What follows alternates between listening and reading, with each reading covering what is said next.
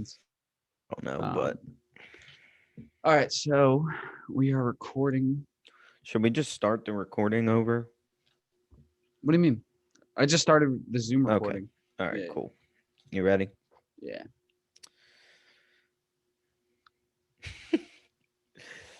Yo, what's up, everyone? Welcome to Two Dudes, Two Daws. I am Jerry, and as always, we have Mr. Gucci Boy Luke with I me. haven't been called Gucci. Hold on. I have not been called Gucci boy in so fucking long. And you know Yeah. what? It hurts. It hurts. I haven't been called Gucci boy since Starbucks. And then Jerry is the only one who calls me Gucci boy. So all my other friends, if you call me Luke, you're a fucking pussy. Call me Gucci boy for the rest of your lives until I'm Gucci man at 45. I And then call you and Gucci Man too. no, I know, but I want to be known as Uncle Gooch Uncle Gooch. or like Uncle Gucci. You can't say Gooch. You can't say Gooch because I will not have a 2-year-old, 4-year-old, 8-year-old calling me Gooch. That is disrespectful, and I have to slap him in the We face. would be on tour. I'd be like, Gooch. And he'd be like, bro, not here.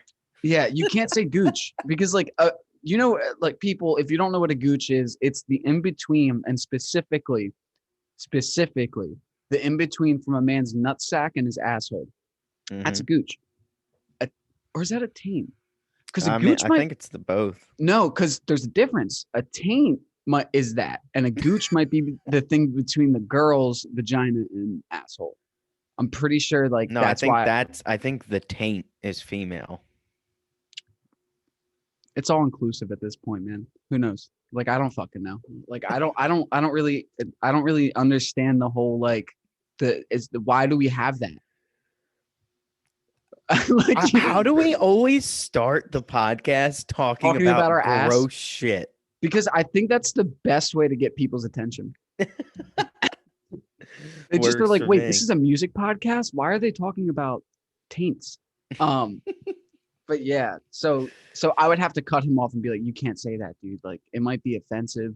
And this is like when PC culture was like a fucking like war. Like if you said anything, you were just like kicked the fuck out.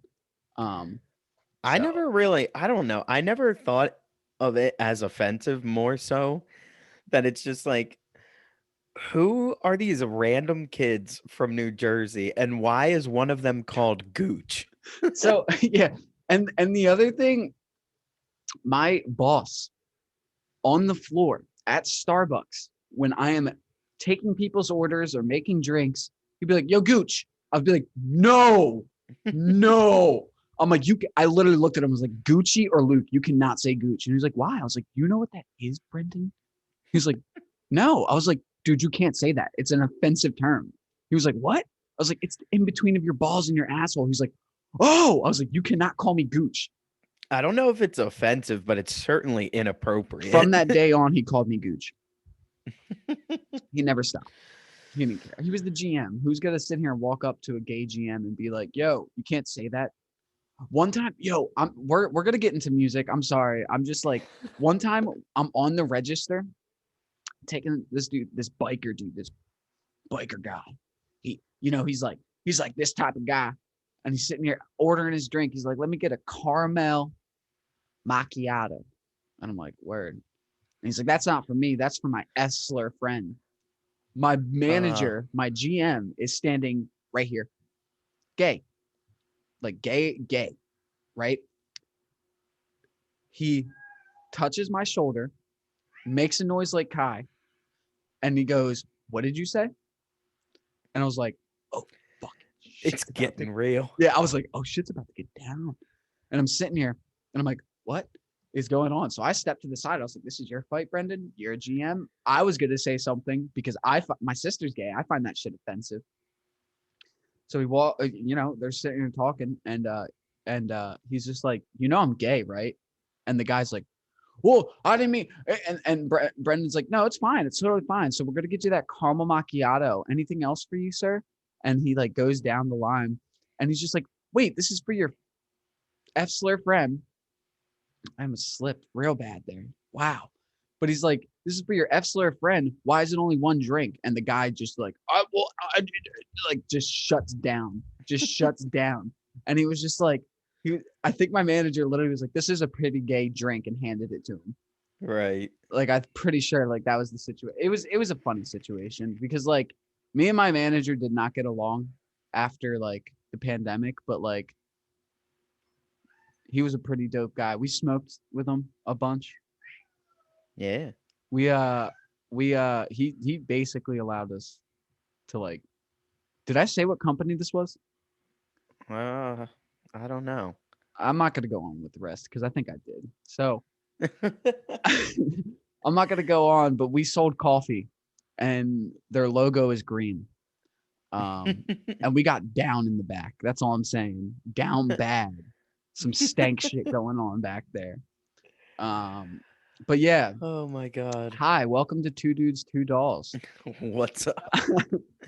Um, Today I just had a conversation with a friend about it blows my mind when anyone asks me advice on anything.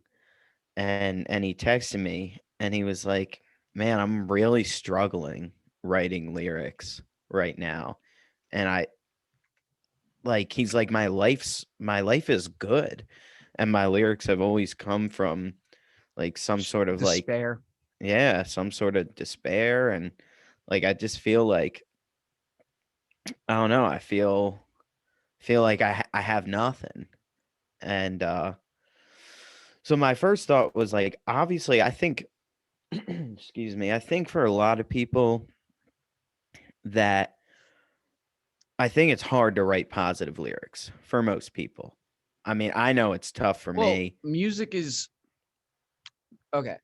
The thing about music is no matter listen to most happy songs. Like my favorite one is Pumped Up Kicks. Such a happy song.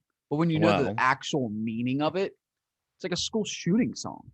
But it's a yeah. happy song. Boop, boop, bop, bop, bop, bop, bop. You're just grooving to it. But then you're like, oh, he had something in his hand. What do you have in his hand? Oh, all the kids are running. Why are they running? And they're pumped up kick. And you sit here and you start breaking down the lyrics and you're like, this is not a happy song. This is a very sad. So what I'm saying is like even the saddest songs or even the happiest songs are like sad. It seems that like music comes from this place of like, I was also just thinking about, I'm sorry to like go on this like little tangent, but I listened to Animal Farm at work Mhm. recently, and they say this thing, and I know I'm like 100 years late, everybody, shoot me, but yeah, no, they say this one thing, and it's just like, yeah, basically, he's like, uh, uh, it explains like at times of despair is when real art is made. So like the Renaissance, people were fucking dying of the plague, famine, but like well, I don't think that was, yeah, I mean around that era was like the, what do they call it, yeah, the Renaissance era where music was like music arts, everything was blossoming because that's all they really fucking had. They had music and arts happening right now, like all we have is music and arts because everybody's fucking getting sick and like everything's closed. So I think the reason it's hard to write happy music, wow, like especially the music he makes, is because it's like he makes like metal. Like, tell me one happy metal song you know. Oh, dude, I think you'd be surprised. I've No, heard I a lot agree. of uplifting metal No, there songs. is Christian metal. Like, I mean, Devil Wears Not even Prada. like Devil Wears not Prada, even like technically. Christian metal. Like I think a lot Tremonti. of I think a lot of the content in metal songs like not all of it of course, but like a lot of stuff that I listened to like way back in the day was very like I don't know, it felt like it had like a layer of positivity on it and it's very Well, that's like what I'm saying. I'm not saying that it's negativity. I'm just saying that it's like there's like in most songs that are sad, there's always a film of positivity because that's that hope, right? Like that's what you gotta. That's what most sad songs come with, or like I can't even say a majority of them, but like a lot of sad songs come with like this, like very like thin line of like, hey, there's hope at the end. You know what I mean? But I'm saying like most metal songs are always just like like I'm upset about this thing, but it could get better, right? Like if we're gonna look at it in like these positive terms, or it's like I'm pissed off about this thing, but it could be better. You know, like that's where I think of metal is like the lyrics are always like, I mean, maybe I didn't listen to the right metal. Fuck. I mean, but I listened to Korn and shit like that. I listened to like Avenged Sevenfold when I was growing up. Slipknot. All the shit I listened to was just straight anger and about like mutilating people. Like it was like just fucking, the most middle school, high school vibes you could listen to. But yeah, no, I just have always like thought. I mean, what bands have positive metal lyrics? Like if you know of one, I'm trying to think because I've been out of that world for so long. right, dude? Isn't that a weird like? Remember when you thought it was metal or die? Yeah, bro. Like, I never thought I was gonna listen to rap. Like I listened to like Wayne and Odd Future and like Pac and Biggie. Like I listened to rap, but I didn't ever think that now the only thing that I listen to is like hip hop, rap, lo-fi beats, boom bap beats, like Yeah. everything rap influence or anything that influenced rap, jazz, blues. Like I don't even listen to metal. If I put metal on and I'm like, Corn. Oh, gotta listen to your Corn. Gotta listen to your Slipknot. Gotta listen to your. You have to listen to Avenged Sevenfold's self-titled album. What are you doing? Like Let's Little go. Piece of Heaven, 7 Minutes of Glory. What? You're not gonna listen to that? But like, I can't. Yo, I how can't. about how about that whole tangent he goes on in the first track, Critical Acclaim, that whole Oh political yes, tangent he goes on, and he's just like, fuck, yo. That shit's so hard. dude. I I don't give a remember fuck. being That what shit is hard. 12, 13. When I was No, no, 12, I was yeah. So I would have been 10 because I saw Avenged Sevenfold when I was in fourth grade, I think fifth that grade. record came out in 2008. Yeah, 2008. Yeah, yeah, yeah. So So I okay. So no, I've been listening to him before that. So I'd listen to him. Let me pull up my Avenged Sevenfold Big Dick energy right now. I was probably listening to them on City of Evil. I think that was what the yeah, album was yeah, yeah. called. And then I went back and listened to the Reminiscence was their first ever No, album. I No, don't that's know one of the about songs. That's the one of the songs. yeah, Waking the Fallen maybe. No, the one before that. What the fuck is that The shit the called? fucking Bible EP. It was like all the name came from the Bible. Of apparently Avenged Sevenfold is in the fucking Bible somewhere. And Just give me a hot second. We don't have a Jamie, so no, dude, I'm saying we need to get one. I say we I get know we need a Jamie. we we gotta find Sounding somebody. the seventh trumpet. Yes, it's purple, right? Yeah. Yeah, yeah. I remember listening to that and I was like, New Avenged Sevenfold sucks. And then I only listened to the purple and Wake in the Fallen Were and you City talking about because the tune Reminiscence is is on on Waking the Wake in the Fallen? Fallen. Yeah, yeah, yeah. I was thinking of that old song. But no, I remember listening to that and I became like OG. Like, nah, I don't really listen to Afterlife. That song sucks. Like, you know what I mean? That was like my energy. Like, I was just like, Right. Unholy Confessions is an Right. okay song, like, but have you heard this one? And then everybody's like, what? But that and Bullet for My Valentine at Oh that my god, time. do not get me started. I saw them live and cried. I That's cried. I that's cried. sick. I saw Disturbed, I saw and Disturbed. that was my actual so this is actually this story is like the purest moment of my life, and I will never forget it.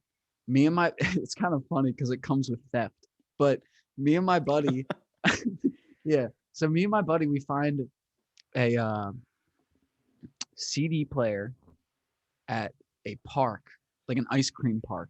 I don't know if you had those in Jersey when you were like growing up. What the fuck is an ice cream So it's park? like an ice cream parlor, and then in the back there's like a park. What am I But it's like, doing? but it's all like, yeah, What like am I doing? I with forget my what it was life. called. It was I'm in the dope. wrong field. Yeah, dude, it was amazing. It was awesome. That every time you lost or won a baseball game because we had fucking whatever parents that sucked and didn't teach us what winning and losing was, and now we all suck.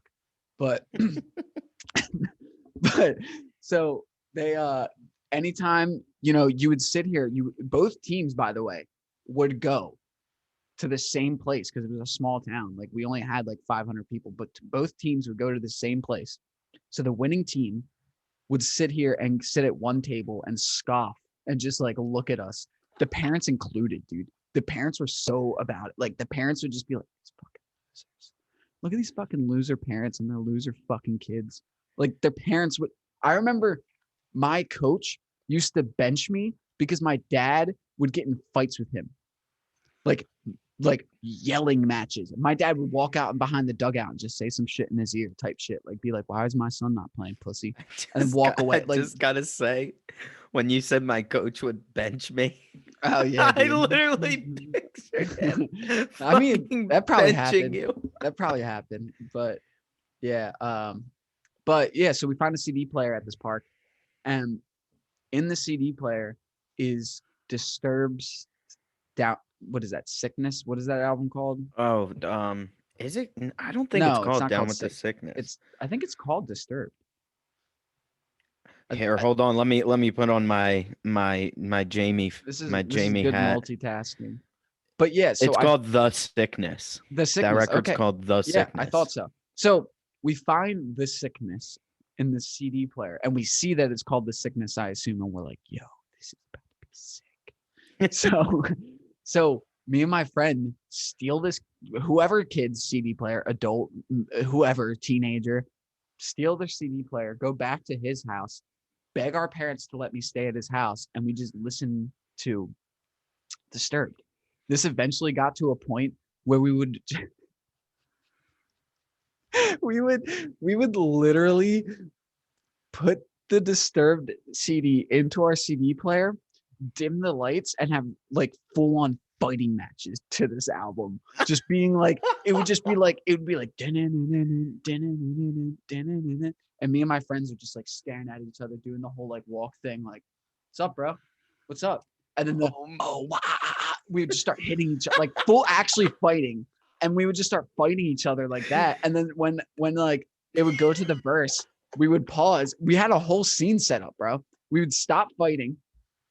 We would sit here, talk some shit, and then it would come back into the chorus, and we would start fighting again. And we would do this throughout the whole entire album. We had a I'm whole movie, losing my shit over a here, whole bro. movie set up from the beginning of the album to the Fuck. end of this album. We had a whole like everything was like planned out.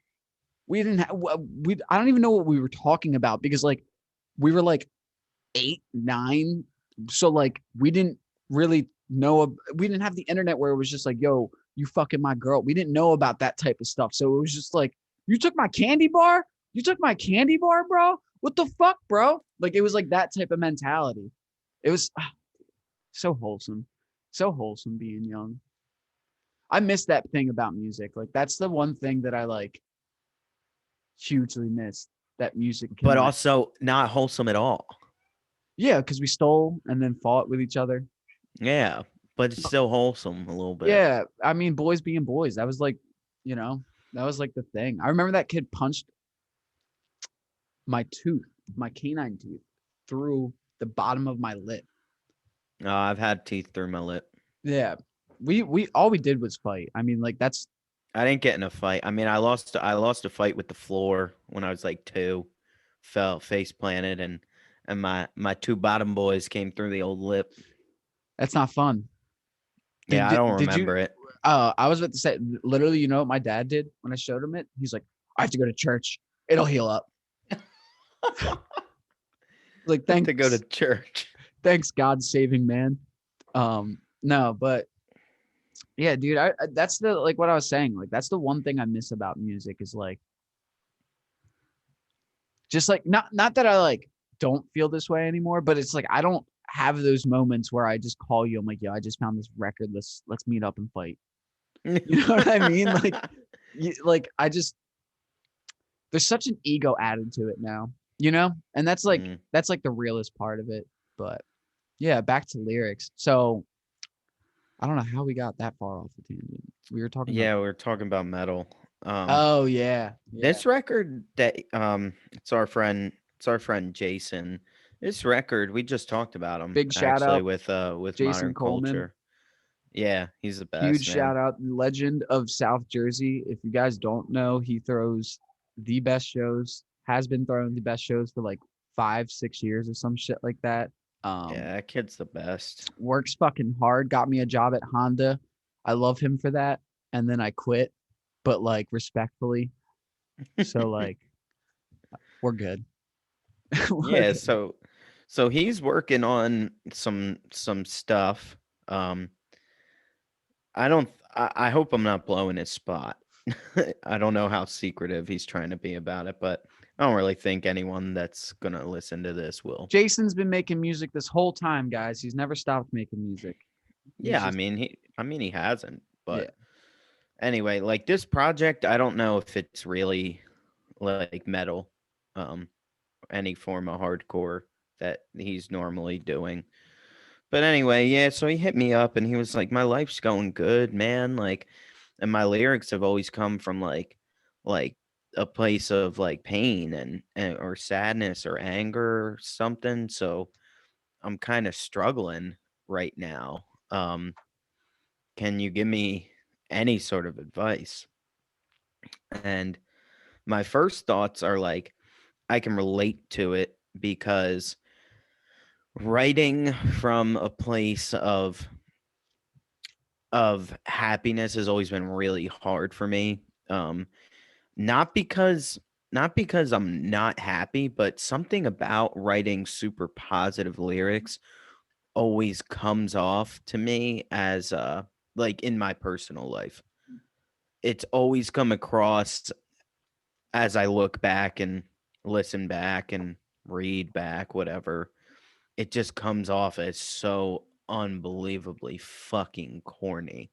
Now, I think Yeah. it's a skill like anything that you can work on. There was a couple months there where my life was good and I was like really happy and and I kind of challenged myself to still write cuz like in the past it was always I wouldn't write and then something shitty would happen and then I'd be like, "All right, here we go.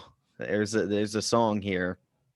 And so I kind of challenged myself to try to write through those moments and I I wrote like the first real love song that I ever wrote at that time. I wrote a real positive song about getting sober and they will all come out one day. I Um mean, your songs recently have been. I mean, I wouldn't call them. I would call them neutral. They seem positive. yeah. You know what I mean? But they're not.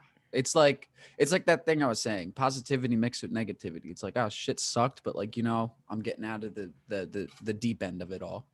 Yeah, yeah. That's the vibe I get from it. Especially lately, week to week, like I think like like South Star is ultimately um a really positive song. Um couple like most of the other ones I feel like kind of sit in a neutral place. I mean, I'm not gonna like I haven't really been it like that time where I'm talking about like the positivity and whatnot. Like I'm out of that. Like I've had kind of a rough go of it for whatever reason. Like it just is what it is. Yeah. But but yeah, I don't know. So like anything, it's just kind of a muscle that you work. I've heard it described by many people that way. Well, I mean, Um, it's literature. yeah, yeah. I mean, It's literally speech. So it is a skill. Like I see my lyrics improve. I see everything improve every time I write. I'm like, oh shit! Like I like a big thing with rap lyrics is like splitting phrases in between lines.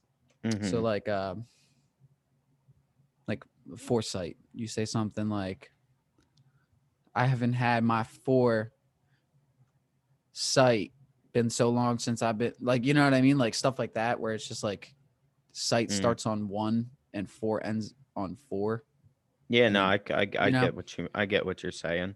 so like, I don't really remember what I was getting at, but yeah, it's Yeah, I just mean, like, it's oh, I just see my skill is like that stuff improves because I see like grammatically where I can like do this. And like when I started thinking, like started reading more, I started thinking about my lyrics in a literature way and it's improving it. And I'm like, oh shit, Jesus, Kai, rude. But yeah, then I was just like, oh shit, like I should start writing poetry because that's really good for come here, because that's really good for rap and stuff like that. So I haven't written any fucking poetry. I'm not gonna lie, but no, I've been I thinking get about it. you.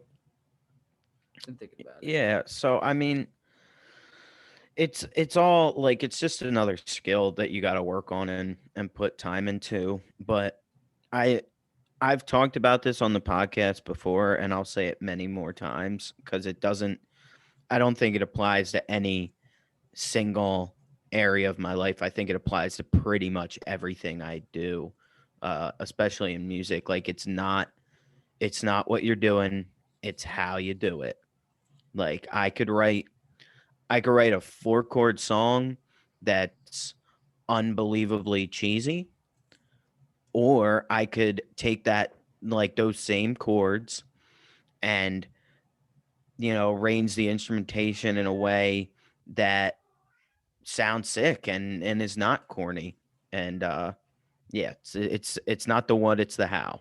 Yeah, Um but I feel that way about lyrics. Like I could say the most corny positive fucking thing and it'll sound corny if I don't do it right. Just like like I think it's almost easier to sound corny when you're talking about like, oh, my life is so hard and I'm s- I'm struggling. I just burped. I don't know if you could hear it. no, I So, did, all right, but cool. Yeah, excuse me, everybody. Um, yeah, fucking that's that excuses. coffee. But Does that do that?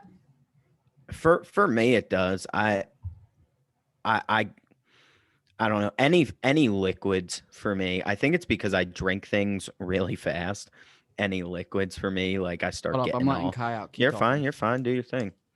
Um, yeah, liquids, coffee. Anyway, about lyrics.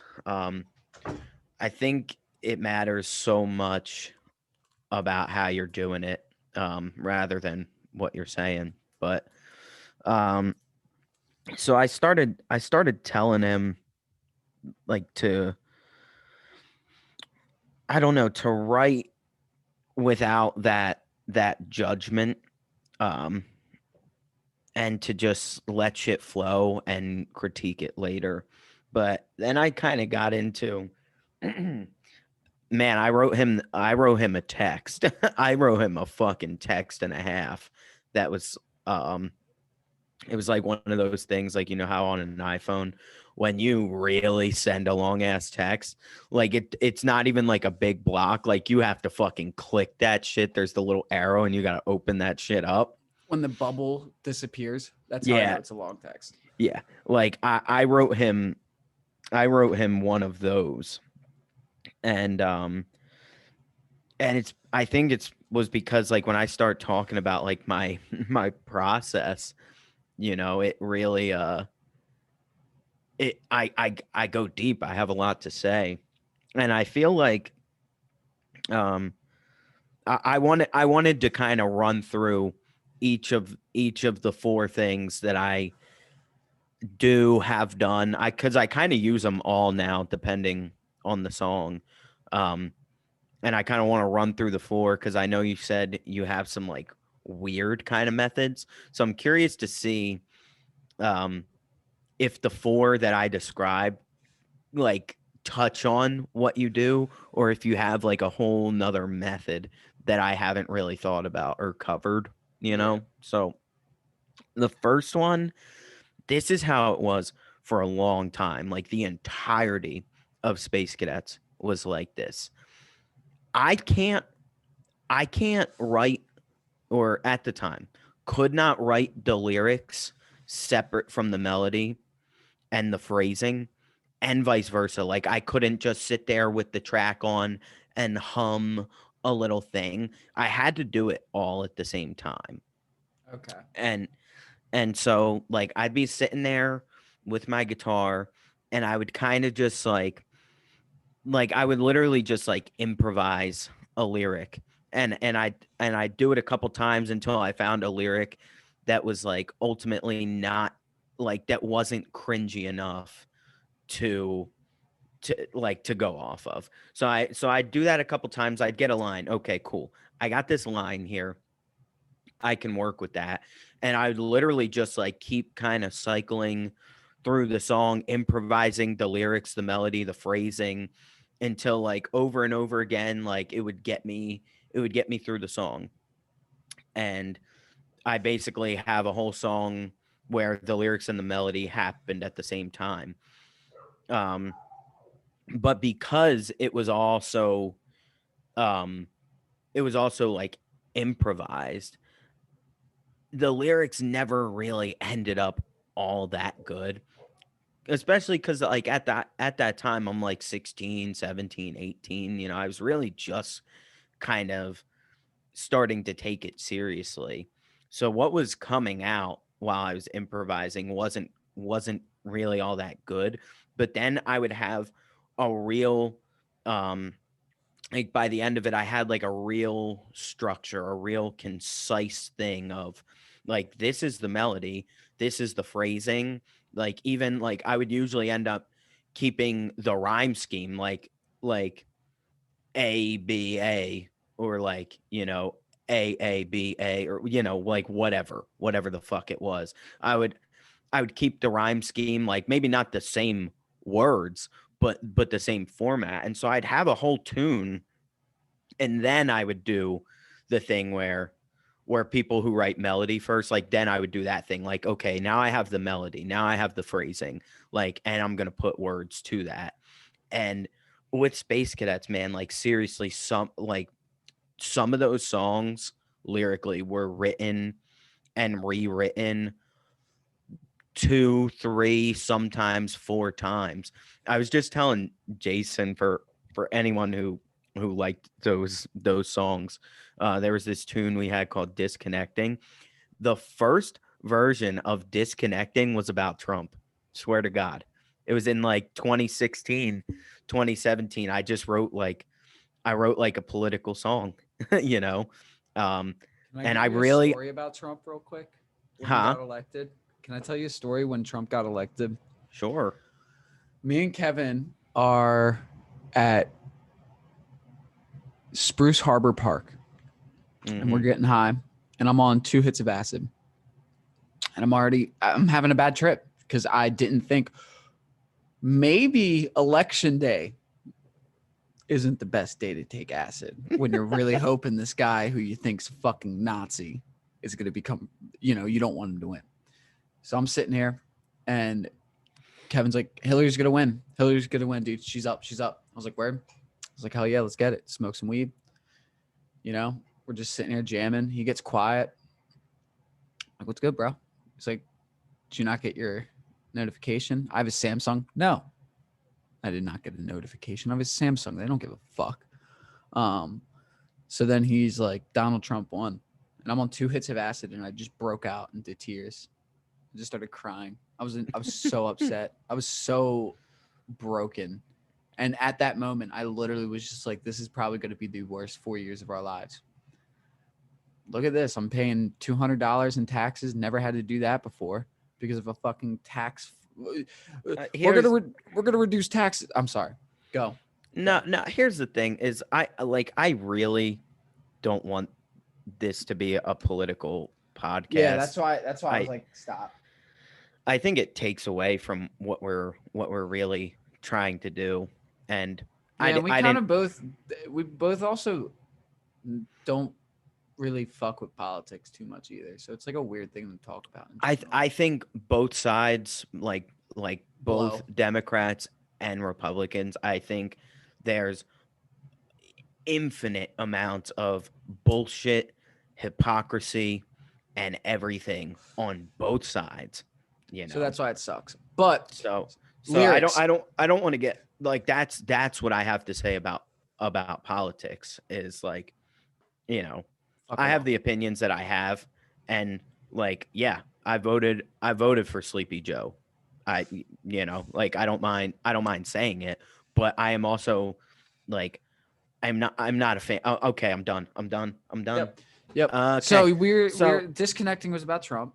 yeah, so that was like and I really do want to like try to dig those lyrics out or remember what they were. I do remember um the original version of what grab your keys, get on the turnpike was. I remember that part and I loved it and I was so sad because I ended up that was one of the ones where I didn't rewrite the lyrics because they sucked.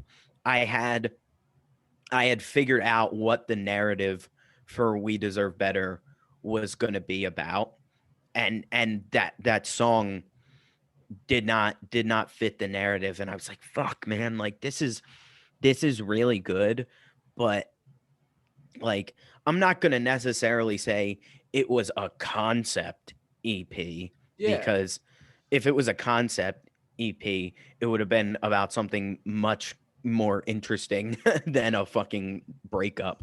But would And it also was another, it the first concept EP just a love album by the Beach Boys? I don't know. Yeah. I don't know. I'll have to I look mean, it that up. was the Like, first that was like from all my history of digging because I thought the Beatles were the first. Beach Boys, Pet Sounds came out first, and that's the all it is a love story. but see, like I feel like I almost feel like it doesn't even count because I think if you go I mean, if it doesn't count, like, because think about it, like, people would well, just my make thing is one offs back in the day. They would make my one thing off. is if it counts, like you're really gonna sit here and tell me that there wasn't a record before Pet Sounds that was just a love story. No, some black dude probably made There's it. You're no right. You're fucking right. way. Some black man probably did it before them, but what I'm saying is like let's be real. The first monumental concept album was Sergeant Pepper's. Yeah, I mean, I would say Pet Sounds is pretty fucking monumental. No, I agree, but when you sit here and you go, this is what a concept album is. It's Sergeant Pepper's. It's about a band that goes on a fucking trip, and then like they Yeah, like that's like a whole concept. Like yeah, what Pet Sounds was a concept, but like think about the firsts of everything. It's not always the best. It's just the first. yeah, for So like they sure. were the first, and that's why the dude went nuts. The lead singer of Beach Boys, he went crazy because he wanted to be better than Paul McCartney, but Paul McCartney in an interview was literally like, no, we literally were like influenced by Pet Sounds. Like you should be astonished that we wanted to do what you Americans were doing. And he just lost his mind and couldn't like, that's why like the Beach Boys died because all the music that he made after was just that, Beach Boy tone. But like before, like, because he was trying to make his album and like they broke up because of him trying to make his album, like his other concept album or all this stuff. I gotta Interesting. find the video. It's really good, dude. Yeah, do send. I was not really aware. I mean, that's like I know all the classic records, but like that's not really where like I I get. like to dig. That was the thing about the Beatles is like they were my first like band that I really like went deep and learned everything about. And that's Yeah, how I see, learned about the like Beach I like Boys. to dig, but I was doing it You with do more fucking underground emo digging. bands. Yeah, yeah, Yeah. yeah. It's Like different. man, I could my poor ex-girlfriend. Yeah. Oh my god. Had I to mean, listen to like, I mean oh, that's there was this band and they like all you're these just the like they TikTok guys. yeah. You're Like just they the had tick this house, man, and they threw shows there and all the fucking cool bands came through this house. Anyway, dude. Have you seen those TikToks? yeah, I've seen them. I've seen them. Yeah, they're fucking hilarious. Yeah, Yeah. after you clean up, I want to I want to tell you all about this band American Football and how they blew up 20 years after, like, dude, they're so good. But so Yeah. lyrics Anyway, so We Deserve Better wasn't like I don't concept. consider that a concept album, but it's totally like a story, and I intended it that way. And I knew like how it would flow, and I had New Vermont into Vanilla, and then like I knew what the next piece of the puzzle had to be, and I didn't have another song to do it with, and I was like disconnecting, like this could definitely be a banger, and it was. I think that's Everybody probably. would agree. I don't know. I think everybody has a different favorite song off that 4-song EP, but I would say of all of them, like Disconnecting was like it was the single, and It was the people, I crowd think, pleaser. yeah, I think people like that one the most. Anyway, Well, you guys also um, played it different. then the record, Yeah. nah, no way. Yeah, I yeah, way. changed, I changed some melodies. That's no, you would change drum parts a lot. Nah, You would bro, add, yeah, I played that tune. dude, you would add fills. I don't think you remember, but when you were trashed, you would add some That's spice. that is a good point. I was drunk the entirety of that I band. remember one time you were so fucking drunk, you dropped your stick and continued to fill out a fill, grabbed your beer, sipped your beer, then you grabbed your stick. The No last thing you thought about fucking was your way. other. Yeah, yeah, yeah. Everybody was like applauding you and shit. Yeah, I remember, dude. It was in Jason's. I might remember it wrong because I was also fucking wrecked. But I remember one moment you dropping a stick and drinking a beer, and then Now, like, here's the thing, like I will say, like there was times when I was like, because I was still young, so I still like really did like try to hit the shed at that point. yeah, And like even before Space Cadets, like I had many experiences at shows. Like there was a particular show when, like, not with any band, it was at like camp, like at fucking summer camp. There was a moment where I was on stage and I dropped a stick and I was done. I was done. Like it killed it. I could not come back from it. And I remember like that experience as like probably like a 12 or 13-year-old kid, like that really fucked with me. And then there was a couple moments after that that weren't as severely bad, but like they weren't good. And I remember like there was a time where I would just kind of like work on some like one-handed like linear grooves and fills, so that if I dropped a stick, like I just had like a little tiny like bag yep. of tools that I could rely on to get me through until I could like and then I started like sitting on a pair of drumsticks. And so if I dropped my left stick, there was one under my left ass I cheek.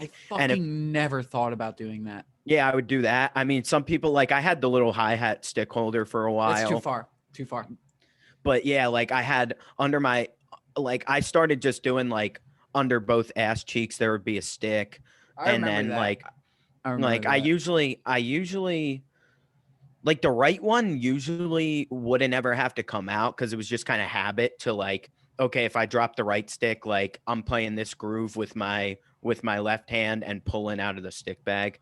But yeah, like I did genuinely in the practice room, like at band practice, man, like or on my own, like I treated it like it was a show. And if me and Matt were running through a tune, I was not gonna I wasn't like, oh, hold up, bro, like let me grab my stick and let's take it from verse 2. Like I would be like, I am on stage right now. What do you do? What are you gonna do? You dropped a stick. Dude, And I I just like I would have the some were same cleaner than issues. other. No, Some were cleaner I than was others. terrible at it. So like that was actually the main gripe with my hands sweat. Like I know you know the situation, but like you don't know like my hands sweat, dude.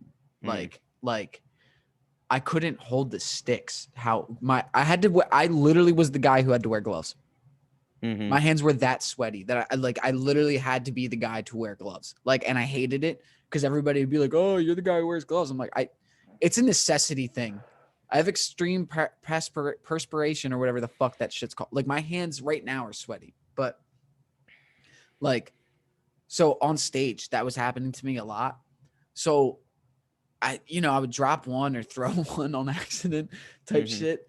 And I eventually started like learning, like you said, like not like one-handed tricks, but like I'm not the best drummer. I was good at metal because it was just, like pretty easy stuff for me. But like, I didn't know a lot of fills. I didn't know my rudiments and stuff. I Yeah. knew how to paradiddle, easy stuff. But Yeah. yeah, it was difficult. So that was like my main issue. Like I also didn't want to put time into learning drums, which made me just go, huh, maybe it ain't for me, Right. you know? But now I Yeah. wish I did learn drums because I drum on my fucking drum pad. And I'm like Right. now figuring out like I I'm figuring out how to loop shit in 7 beats rather than, 8. Speaking my language. It's pretty fun actually. So like That's it's like I'll do 4 bars, or I'll do like, yeah, what would that be? Like 4 bars and then 3 bars of like a drum groove.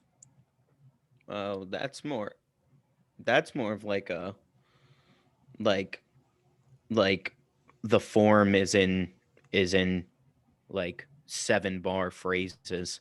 But you know me, I like Well, like so I set my all right. So I set my like loop all the way to 8 instead of 9. You know what I mean? So I set it back one so it's in 7, 7/4. And then I like just copy and paste my drum thing until it fills out the thing. And I don't know if that is 4 and 3. It might be like 4 2.5 or something, but it well that fills would out. just be but like if the beat is in 4/4 and repeating every 7 measures, like that's Yeah. different. What is that then? That's just that's just like a 7 measure phrase. Yeah, it's fucking awesome though. Yeah, it's fun. I've always People like don't people are always like, dude, your fucking drums are nice as hell. It's like, no. You just don't know what I'm doing. I'm like, so like, you know how Jay Dilla forces his drums back and front?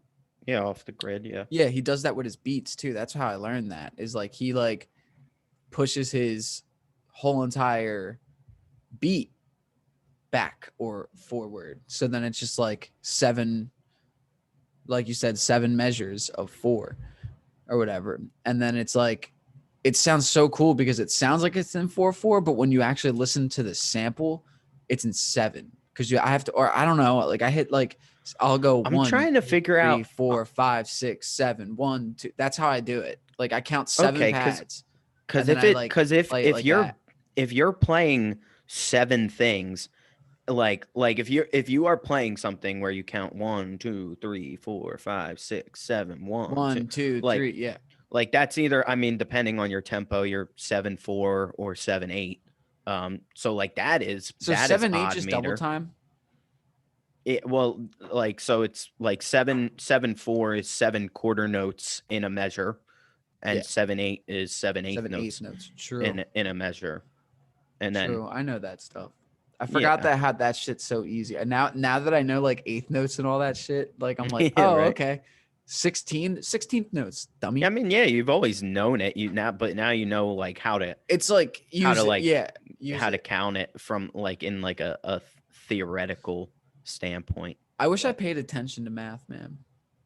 yeah, I don't know how much it really helped Well, me, breaking but down, it would be easier for me to sit here and be like 4/4, 7/4. Okay, how do I? Okay, got it. Real quick type stuff. But like now I have to think about it. I don't want to think about it, man. I just want it yeah, to be I like, mean, I don't know. I think it's like when math comes into my music, like obviously like yeah, like I play some fucking math rock type stuff, but like it's like that's just what they fucking called it, man. I mean, like really at the end of the day, it's like first or second grade level math, yeah, yeah, yeah, like counting to 7 and then counting to 5 and then doing it again, or something I really like.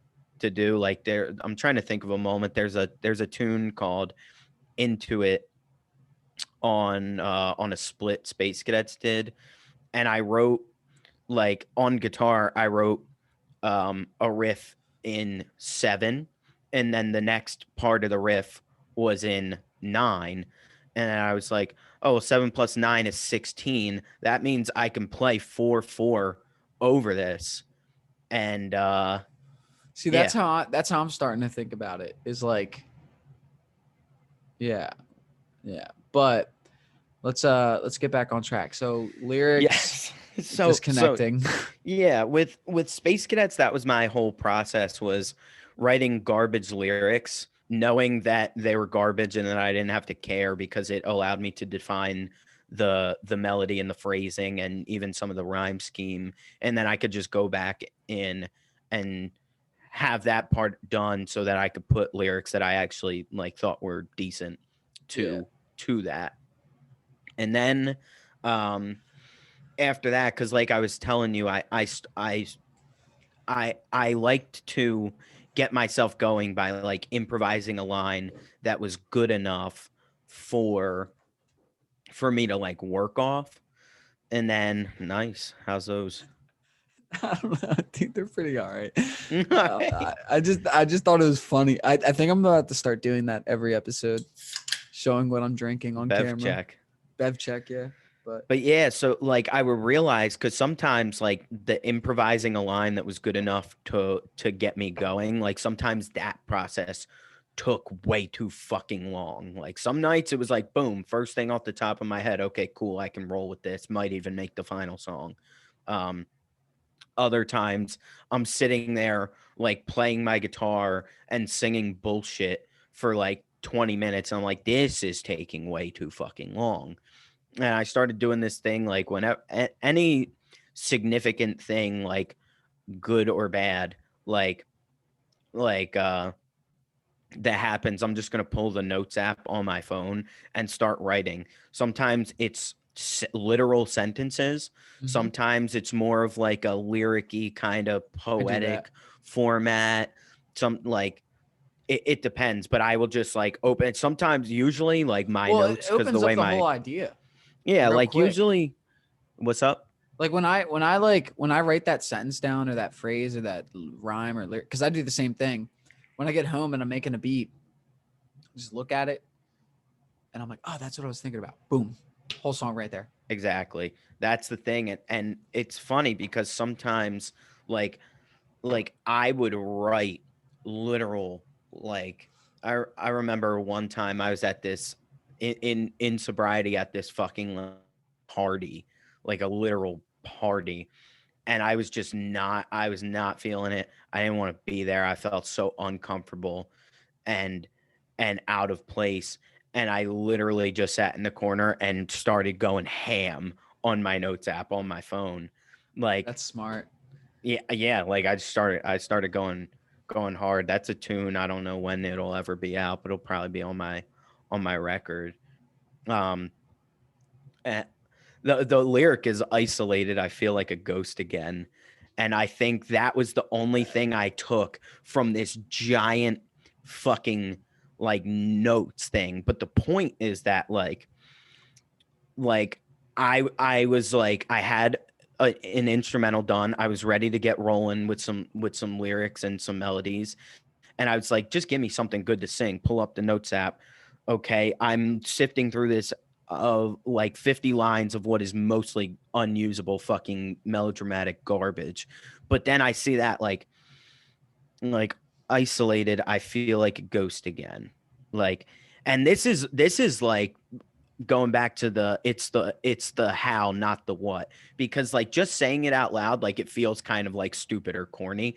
But when that track comes out, I'll put it I'll show y'all, because it's the phrasing, it's the how, it's Yeah. how I did it, how I said it. Like, and then like when I started thinking about the like I feel like a ghost again, I did this like real fucking like I tried to make it sound like ghost like with the vocal production, like very like drenched in effects and very like distant. Yeah. It's fucking it. Like Yeah. it's not the what, it's the how. Yeah. Anyway, so that's kind of like I guess That that's that's what I was actually meaning. Like when I was talking about like how you were like, oh, I think Austin's stuff's fine. Is like it's like yeah. Everything is like fine, but the how wasn't fine for me. You know what I mean? mm-hmm, Like I think mm-hmm, the how could be better. right, That's what I meant by it all. Is like how could be 10 times better. But right. So um that's kind of process number two. Like I guess so. It's just helpful to get the ideas rolling. So that's like process number two for lyrics. And then very similar to what I just said, like number three is like it's almost not even a third technique because it's so close to what I just talked about. But sometimes like I'll open up the notes app and I will literally go for it. Like I will try to write the lyrics before there is any sort of song to put them to. And the song I just put out, Atlantic Shitty, week 5 of my thing, um, Atlantic Shitty, this is something I've always been really, really bad at. I have never been able, like, I'll sit down with the notes app and I'll try to write the lyrics beforehand. And sometimes it's not even that the words are bad. Like I come up with a really good set of lyrics, but it's just I can't make it fit. I can't inject it into something that it wasn't written for. And I've always struggled with this one. And I've always like it's always felt really unnatural.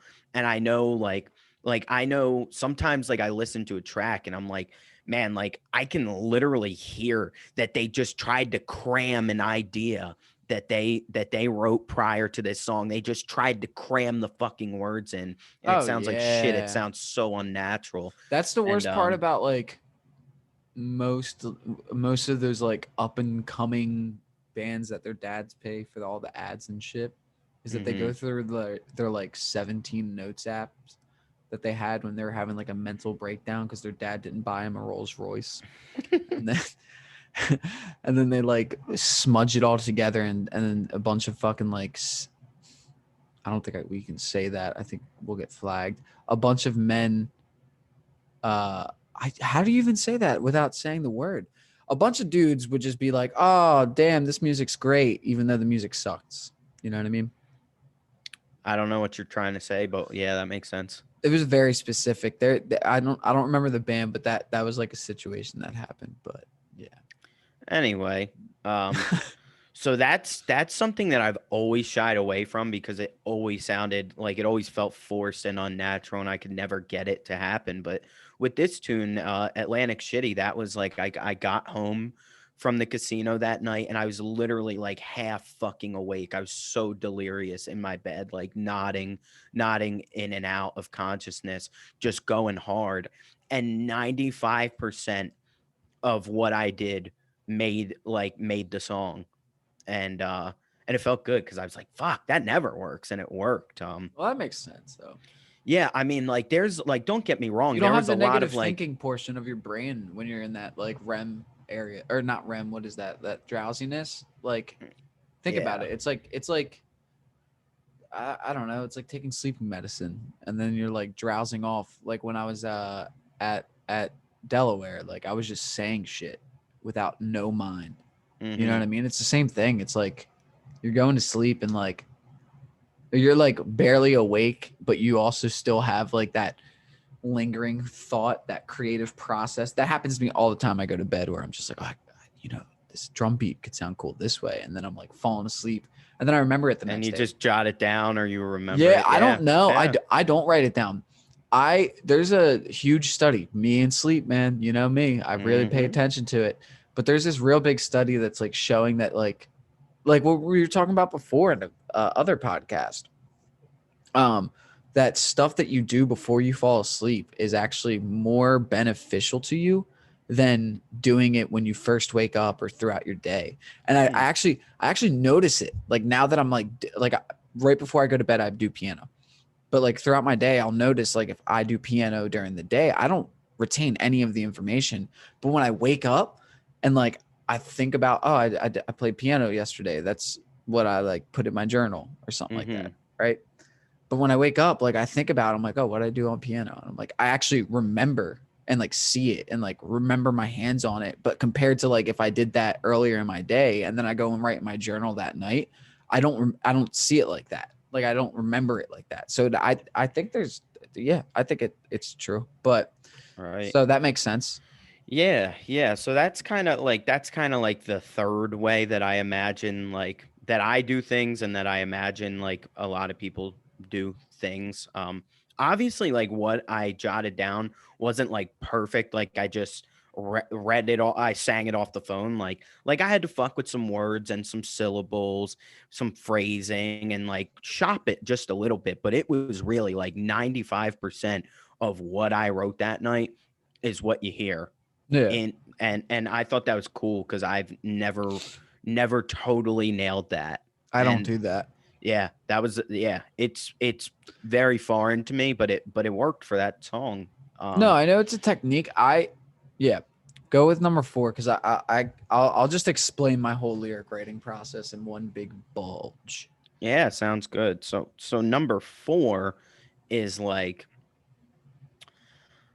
I kind of see it as a combination of all of them, but it's different. It's different enough to be considered a separate like workflow. Um, but this one is which is most of what I do now that I've gotten into recording and like I like have the gear and the ability to do it this way. I could never do it in the past. Um, I will cook up an instrumental. Cool. It's ready for lyrics.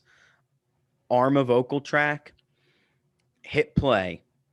Um, Usually like scroll through my notes app, see if I got something, or sometimes like I know what's on my mind, and I'll just think, okay, there's a line, let's do it. I hit play, and and I send that first line, and then I'm like, do a couple takes, get it sounding good. Okay, cool. That sounds uh not painful to listen to. Sounds good.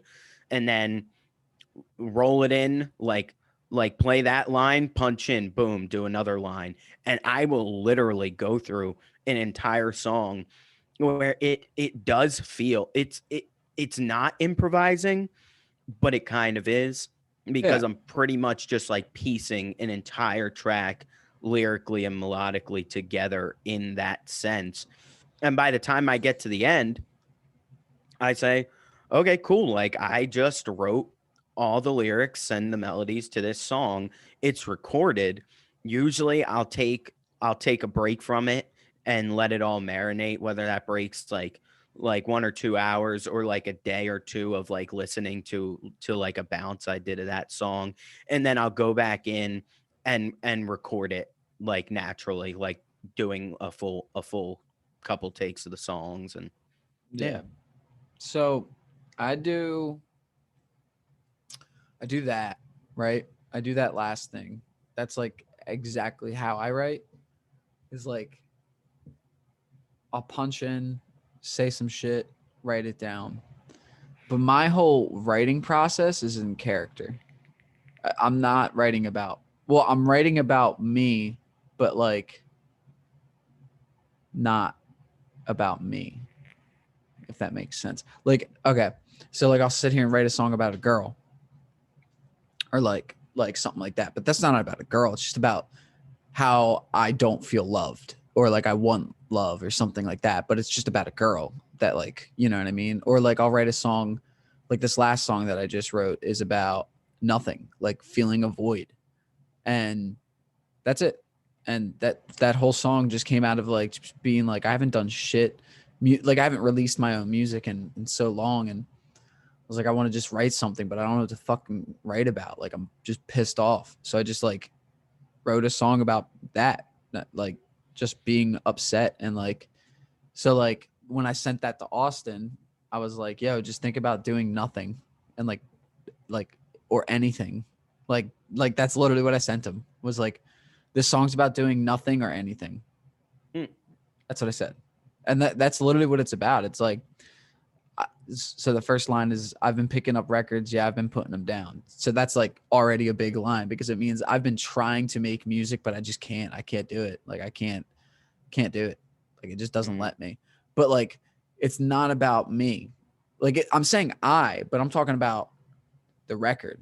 I'm just talking about picking up a record. Like everything's in metaphor. Like, and I know Mhm. that's like a common way of writing, but like the whole lyrics, like on the EP, you know, everybody has like these weird names. Yours was like Yaza or Yama or something Mhm. like that, and like Lucas is like my alter ego. Like you know, I take a lot from, you know, Quasimodo, Tyler the Creator,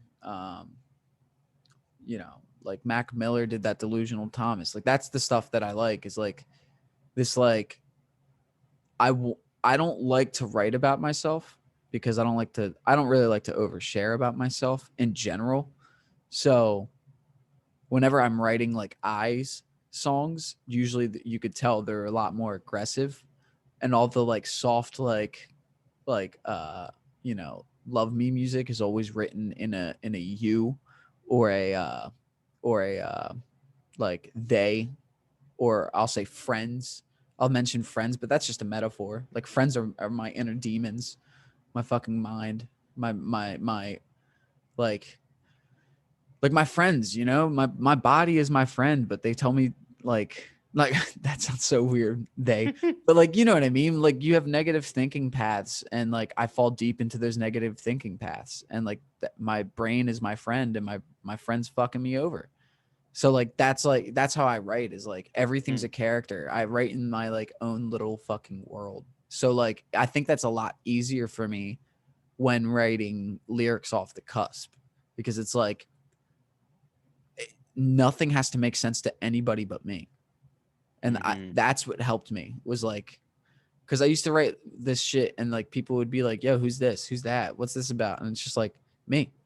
They're like, what? It's like, I'm like, yeah, everything's about me, but it's like all written in these like third perspectives. Like I have a lot of what I write about is like me talking to myself at a younger age. And that's a common other writing like technique or style that people do. But like a lot of it's like me being like, yo, you were stupid, you know? Like anytime Mhm. I'm talking about you, it's either directly at me or like involving like a metaphor. So I think like my whole writing process is like broken down into like making a beat, listening to it, seeing what vibe I get from it, stop listening to it, come back to it like an hour later, and then like sit there and go line from line. And then I'll like write down the line and re-record it. And then I'll record it again, write down the line, re-record it. And that's how I do the whole song. And then I have like my whole entire, I don't even re-record it either. Like I think my first takes are my bests. Or like the, you know what I mean? Like the takes when I'm like writing are my best takes. If I redo it, I'm overthinking the whole like, oh well, I said it this way last time and I liked it that way. And then I re-listened to the track and I'm like, well, this one sounds better than the other one, so why don't I just use it? So like I've just come to a point where I'm just like, um, yeah, I do everything. Like I edit audio, like mix. I mix it while I am recording. So like all the effects you hear are literally like me like getting done recording a line, and I go, oh, I heard this part. Boom, go. Let me add this. Copy paste. Mhm. Auto tune. Pitch this. Do that. Um, yeah, mine's kind of a really chaotic, which makes sense because I'm an Aquarius. But mine's a very a very chaotic writing process. It's just like, let's get this all done right now. Like right Mhm. now. The song's done. And I think it's easier for me though. Like that's the thing I was also trying to say, is like you're me, I can, and I do write lyrics prior, right? Like I have like, but I don't usually use that. I'll use what I wrote for the feeling and the thought that I was having at the time and then write a whole different song. Or Yeah. sometimes I'll use it, but No, I know um what you mean though. I like yeah, that. but I think it's easier for me because mine's all about rhyming and like more about word structure and like what is that shit called, wordplay. Hmm. But like what I think I do differently, what I think makes it like a little difficult is like I'm not rhyming only in these A B fashions. I'm rhyming in like A B C D E F, because like I'll be rhyming in one bar. It'll be like A B, and then it'll be like A B C A, and then like the next bar will be like B C A B, like type stuff, because like I'm rhyming even in between, like, Yeah. you know what I'm saying? Like, so I'll be Yeah. Yeah. rhyming lyrics that are the second, third word in, but rhyme that with the first word and the last word of that next phrase. Yeah. Yeah. But like I know and what you I'm mean. and I'm like purposefully doing that because that's how you have to, like, you kind of have to do that with rap. You gotta rhyme everything or it doesn't sound good. Like that's why rappers kind of suck. Like the up and coming rappers is because they think they only have to rhyme the last word. But it's like, no, you have to rhyme the first, the second, the third with the next line. Like that's how it works. Is like, and I don't it's think not you all, have to, you but don't have to. I think it definitely makes it interesting for the listener because they're midline and they're like, oh fuck, like two rhymes just went by, and now the line ends, and it's like, oh, that lines up with the end of the line that came before it, and then it goes over the bar line, and I think it creates a My favorite thing is to start a rhyme, like say A, and then I'll do like a B C D, and then the next line will be like B C D B, and then it'll be like another B C D B, right? But then they'll, or yeah, so like it'll rhyme like that, and then the next measure I'll rhyme like B, the first like rhyme of B. So it just sounds so sick because it's like you hear like the first like bar and it's all these rhymes coming at you, and then you hear B on the first, like you hear the second rhyme on the first phrase of the first or the second bar. So it sounds like really, it just sounds like it flows to, that's why I like worked on it, because it flows better. Like if you can rhyme everything that you're doing, it'll just flow better, like in my opinion. And like it work ever since I started doing that, it works a lot better. And sometimes I don't even know that I'm rhyming. Like sometimes I'm like, oh shit, like everything I just wrote here rhymes. Like, so yeah, basically it's just like a whole mess when I write, but it all works out. But I'm trying to work on my actual process of like structuring it and shit. yeah. I think it's important to mention too that it doesn't have to rhyme. I think it's a lot harder writing something that's good that has no rhymes. I have a couple tunes like that, and I always feel like really, I don't know, I guess proud of them lyrically because there's like I They're think it anti require rhymes. I just think it requires a lot more effort, like the lyrics have to be so strong that it doesn't need to rhyme, and the way that the phrasing is has to be so on point that like you're not listening like, oh man, like what the fuck, he's not rhyming, like this is hard to follow. Like it's more like you're just listening to someone tell a story, or Well, I mean, a listening lot of to. dispute, man. They're like one of. I mean, I don't know if that I could say think one. there's plenty that he rhymes. I can't think Yeah, of a good example off the top of my their head, but I first really their first like. two albums were just poetry over like a lot of dispute Hmm. music. So like that's what I'm referencing. But like after they got not mainstream, but underground mainstream. Then they started doing the like "I'm gonna be sleep, darling" type rhyming, and then But eventually, that was their first record. yeah, and then they got mainstream, and then everything became rhyming. That's what I was getting at. Like they kind of lost their like poetic edge, is what I'm saying. Not okay. Let me take that. Not poetic edge. That's the wrong phrase. They lost that what you were talking about, like the not needing the rhymes. Like I think they purposely went into the direction of like, oh, people like rhymes, it makes it easier. That's all I'm saying. Yeah, no, I got you. I'm not saying they lost their poetic edge. I think La Dispute is very poetic. That was the wrong phrase. Don't come at me, La Dispute fans. I like La Dispute.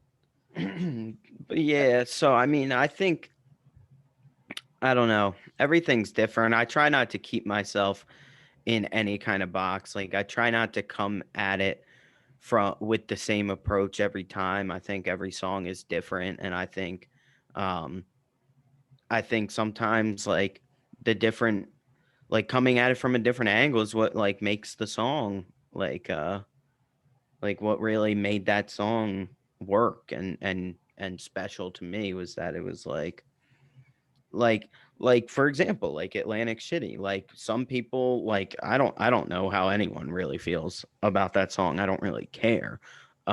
It's a special one for me because I was like, fuck, I do that thing that I very rarely do where I wrote all the lyrics beforehand, and like I think that'll always be like a special one to me because it was like I did something that I don't normally do.